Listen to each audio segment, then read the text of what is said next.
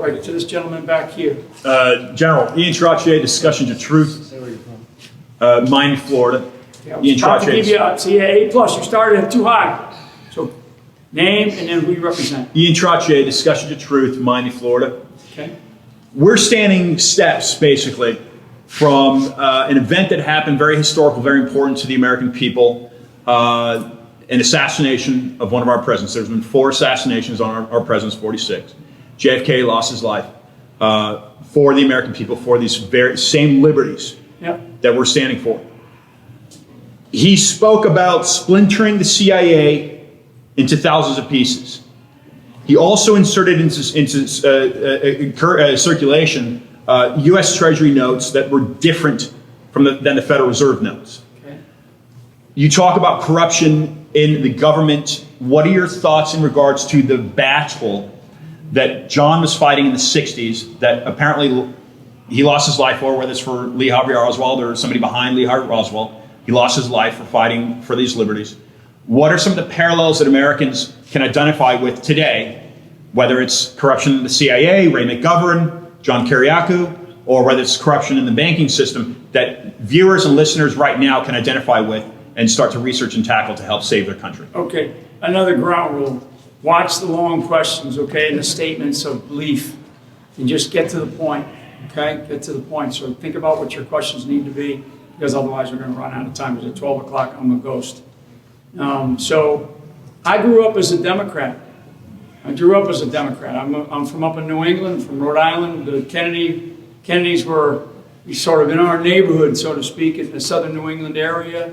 And I think that JFK today, if he were alive, and he did not have a chance to be one of the greatest presidents in our lifetime, and certainly potentially in our nation's history, because his life was taken from him too soon, not too far from here.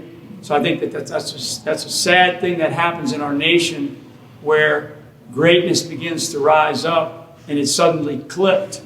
And so, I feel for the Kennedy family still today, because even though we have propped JFK up as an icon in America, and we did so because of the way he carried himself and the kinds of things that he believed in. So what did he mean by all that when he talked about 1,000 pieces? I don't know what he meant. I don't know what was in his mind. What I do know is that the system that we have created over time has lost its way. So when we talk about the deep state, we talk about the big bureaucracy that exists in the United States government, the intelligence community, which I'm very familiar with, has grown into just something that has absorbed too much of the federal government and absorbed too much of what's happening in our lives, and has overtaken what they were really created to do, which was to protect our safety and protect our security. There are men and women who do serve in the intelligence community, because it's not just about the CIA, it's about all functions of our government have some type of intelligence system or structure. So we have great men and women that serve there. Our challenge is it's become so large. Okay, I am a believer in small government, and our government has become so large, and we've allowed it to become so large. The government hasn't become large, we've allowed it to become large. The people in Washington, D.C. aren't bad, we've allowed them to be bad.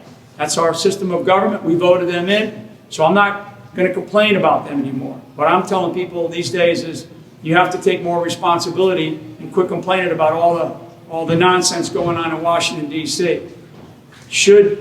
Other questions are, what should happen to these functions that we have, right? What kind of culture do we want in these government agencies and institutions, particularly the United States intelligence community?